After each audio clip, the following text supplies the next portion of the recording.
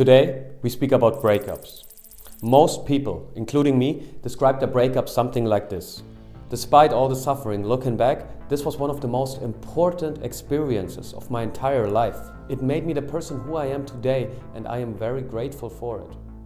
Those are the ones who successfully went through the 5 stages of a breakup. Without distracting themselves and without running away from their topics, they found a reason for why this has happened.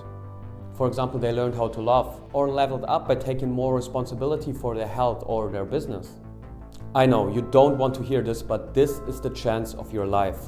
Have you ever heard the quote, "Breakups make bodybuilders"? In this video, we will go through the 5 stages of a breakup. I will give you my tips and tricks, and we'll talk about which traps to avoid. Sounds good? Alright, so the first stage is what I call phase 1. Wow, that's very creative. When it's still fresh, allow yourself to feel everything. The word emotion is short for energy in motion. Let these energies flow through your body, because you need to feel it to heal it.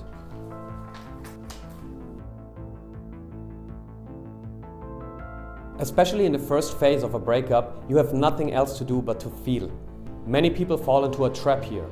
They suppress their emotions by distractions, excessive screen time, drugs, or they hop into a casual or even serious relationship.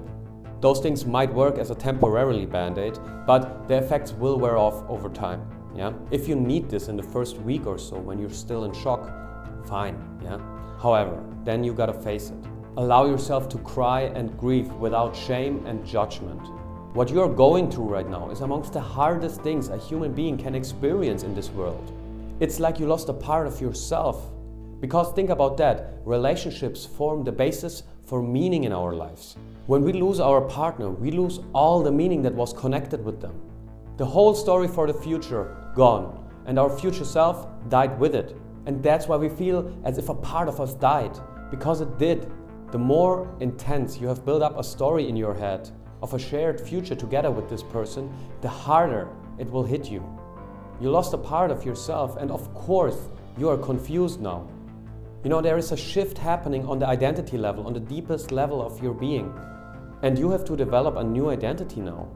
You can't go back to your old identity, that's impossible. But you can create a new, stronger and wiser one.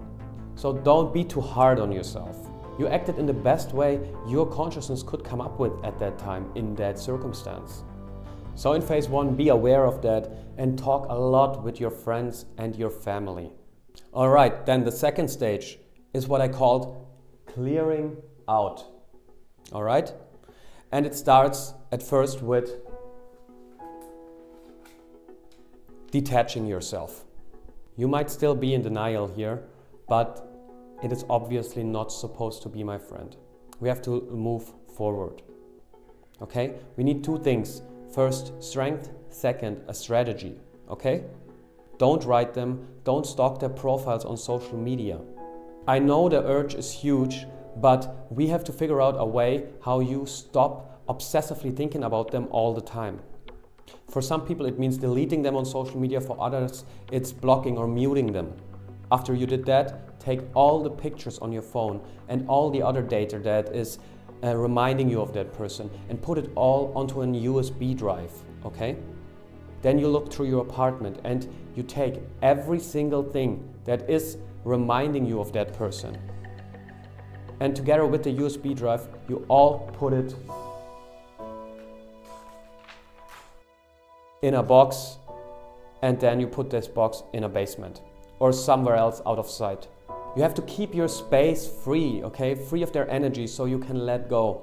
Do this very intentional and perceive how much lighter you feel when you're not around their stuff anymore. Okay, let's get into stage number 3. Letting go. Get in your head that they don't want you anymore. I know it is a rough thing to say, but you are not second choice. You are not the backup plan, okay? So have some self-respect and don't be available anymore. You gotta have trust that the right person is out there for you. And this person will say yes to you with their whole heart, 100%. Because that is what you deserve and nothing less. You don't need them to be happy or feel complete. You are already whole and complete. There are several chances for true love in your life. So let go of that story that they were the one, because that's what it is, just a story, just an illusion that you've lived up until now. So let go of that story that they were the one. They weren't. Understand, nothing has a built-in meaning other than the meaning we give it. Let go of that meaning you put into the other person and put it back into yourself. Because you have to fully close one door before another door can open up. Really close the door. No motives, no hope, no resentment. You know, oftentimes we confuse great sex with love. But know that those are just your hormones speaking to you. Because in that case it was a crush and nothing else. So the main thing that you have to do is you need to find a way to stop excessively thinking about that person all the time. Because they can feel it, even if they're far away from you, you know. We put resistance in between that relationship by thinking about them, by needing them. This clinging energy, it's so repelling. Know that they can feel it, over distance even. So bring the energy back to yourself, okay? Bring your energy back. So important. And let go of that story for your future with that person. They don't share it, they don't deserve it. Channel these strong energies back into yourself. You can use those to create something very powerful now. Every crisis is a chance. As I said earlier, breakups create bodybuilders.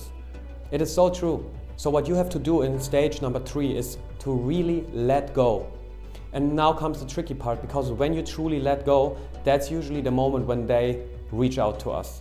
Be aware, they might reach out as soon as you truly let go, because you brought the energy back into yourself. That clinging energy, that resistance between you is gone now. And all of a sudden you become magnetic, because when you are energy in yourself, you are magnetic. And that's the moment usually when they reach out to us.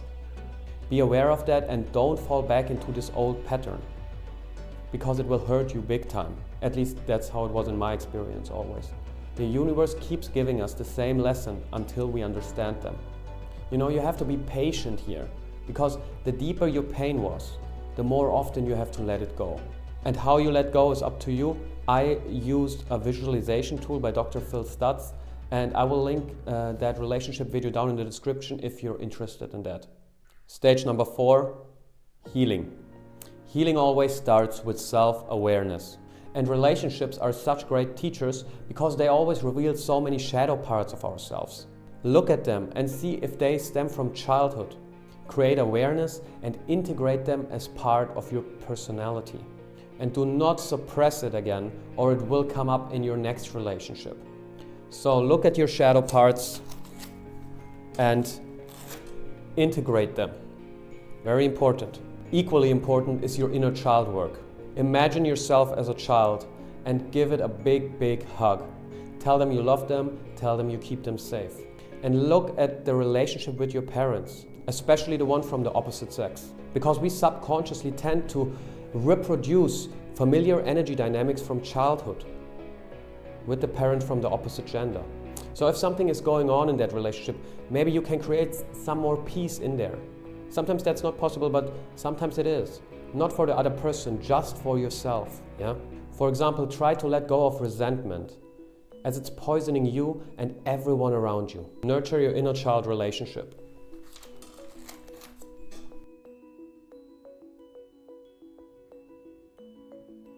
Powerful tools on my healing journey, for example, have been the Zazen meditation. It's a very old Buddhist meditation technique where you look at a candle flame. This really brings all the energy in your body, and it becomes much easier for you to be authentically yourself and to give a damn about what other people think of you, okay? Setting boundaries is so much easier, because that's what you need right now, authenticity. Then what is obviously not for everyone, but in my case it has been especially helpful and very healing, is flying to South America and taking ayahuasca. It really healed my heart to a substantial degree. The first thing that happened when I flew to South America, the shamans looked at me and he said, "You have a broken heart." Like, without speaking to me anything, without knowing me, without anything. That was the first thing he said. And I was like, yeah, and I thought you nailed it, like exactly that's what it is. And then he was like, you have to protect it, my friend. You cannot give it to everybody or to anybody. And you know, then in the course of this retreat, it was, you know, so healing that I didn't even thought about that girl for a few days. And a week before, I was lying on my floor crying, you know, like within a week, it brought me to a space of not thinking about her for over a whole day, which is in the beginning part of a breakup, like seems impossible and light years away, you know? So for me, ayahuasca has been game-changing. Writing is huge as well. Write it out of your soul into the pages. It's an alchemizing process. You essentially free yourself from it every single time you write it down. It might come back very quickly, but every time you write it down, you process a piece of it. The thing is, a healing process is not linear. Your pain will come in waves. And if you re-experience a lot of pain, it doesn't mean the healing is not working. It's just, it comes not linear. Your pain will come in waves. So don't get discouraged and have trust in your healing journey. A trap many people fall into is the drama triangle, yeah? Do not take over the role of the savior, the victim, or the persecutor, yeah? Don't put them on a pedestal and don't lose yourself in hatred towards them either. Because all these mindsets are going to put that thought loop in your head on repeat. Use the psychological tool, the grateful flow, to break through the negativity if it gets too much. I made a video about it and I will link it in the description down below. So optimally, you just want to be grateful for your shared experience and wish them the best for the future. That would be the most healthy space for you to be. And then after a time, you will enter stage 5, yeah? Your new life. And you will be able of finding joy again.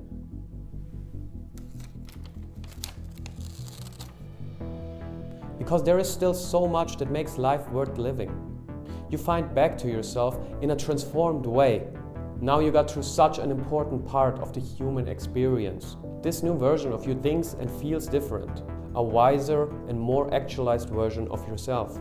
The people and opportunities you attract now are way more in alignment with your real soul's purpose. And you will slowly feel ready to go on dates again.